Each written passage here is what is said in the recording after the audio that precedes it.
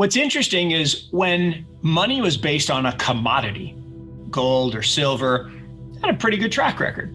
I say, the history of commodity money is pretty solid, pun intended. But when we decoupled from that in the 70s and went to this fiat standard, history is not so good.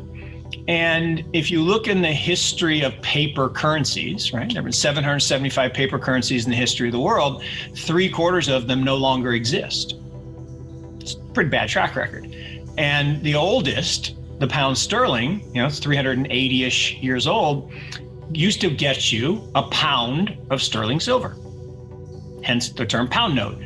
Today, it takes 174 pounds of sterling silver to get a pound note, which is a devaluation of the currency. So every empire in history has become profligate spenders, has concentrated the wealth in the cronies, and then devalued the currency. That is the dictator playbook. It has gone on forever and ever and ever. It's going on right now in front of our eyes. And somebody tweeted this yesterday. I can't remember who it was, but it was Lop. I love Lop. And he tweeted that, hey, y'all, you are the frog being boiled if you're just not paying attention. And, the problem with that is at some point you literally become paralyzed. The frog becomes paralyzed and can't hop out. And that water is getting nice and hot, and it's getting dangerously close to that opt-out stage, which we talked about last April.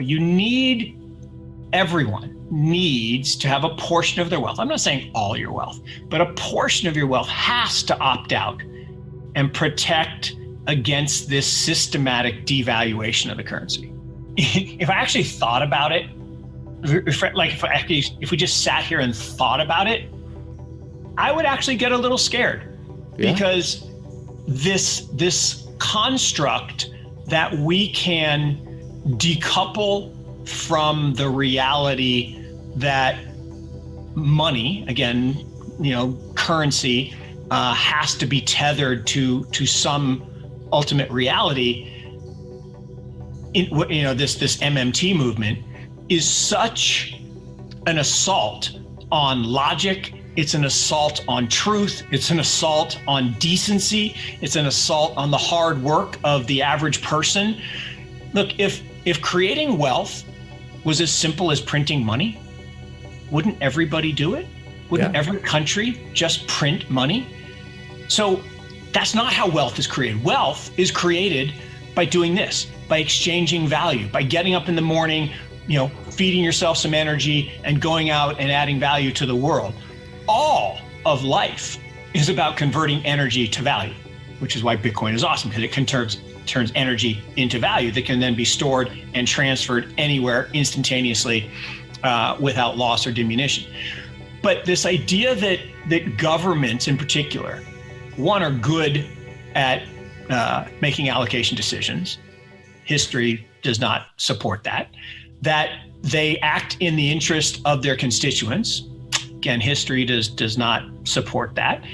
And that they have used the COVID crisis as a shield for justifying this insanity of MMT, modern monetary theory, which there's nothing modern about it. There's nothing monetary, and it ain't no theory. It's just BS.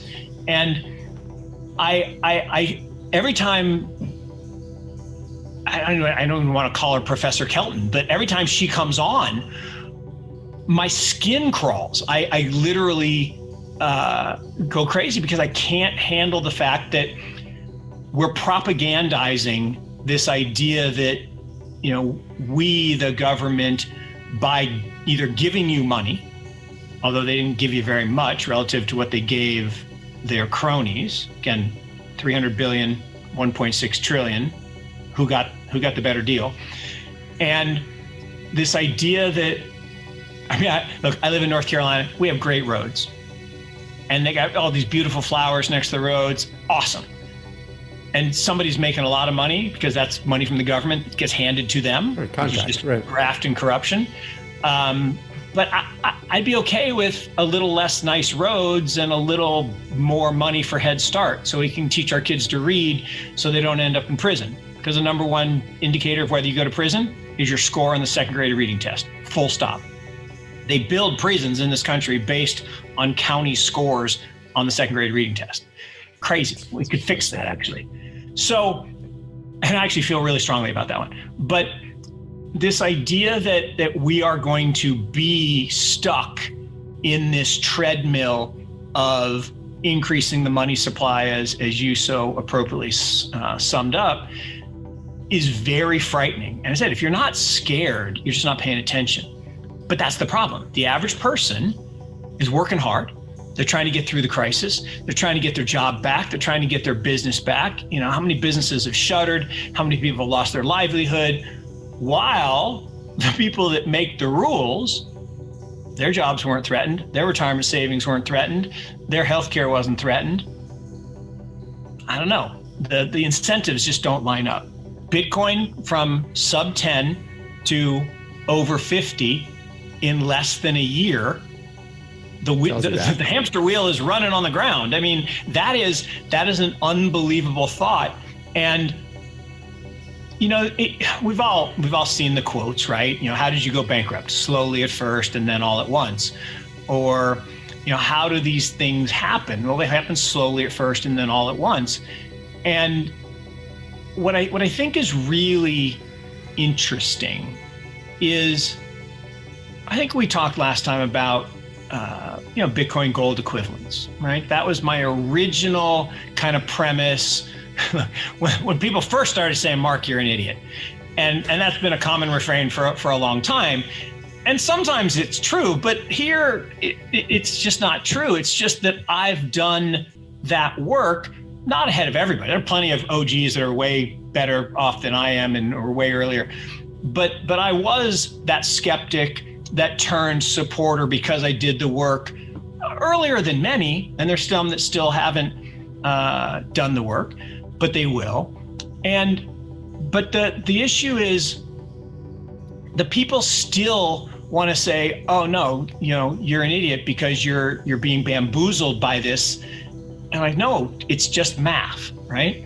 If we think about gold, right? There's 8 trillion of it in the world. And now all of that doesn't count, in the sense that there's a portion that's in jewelry and that's been lost or stolen. Asteroids. Asteroid. But the monetary value of gold, give or take, is about 2.6 trillion. And let's say that's plus or minus a couple $100 billion. It's kind of like when the Saudis took Aramco public, and the underwriters were saying, well, the value's somewhere between 1.2 and 2 trillion.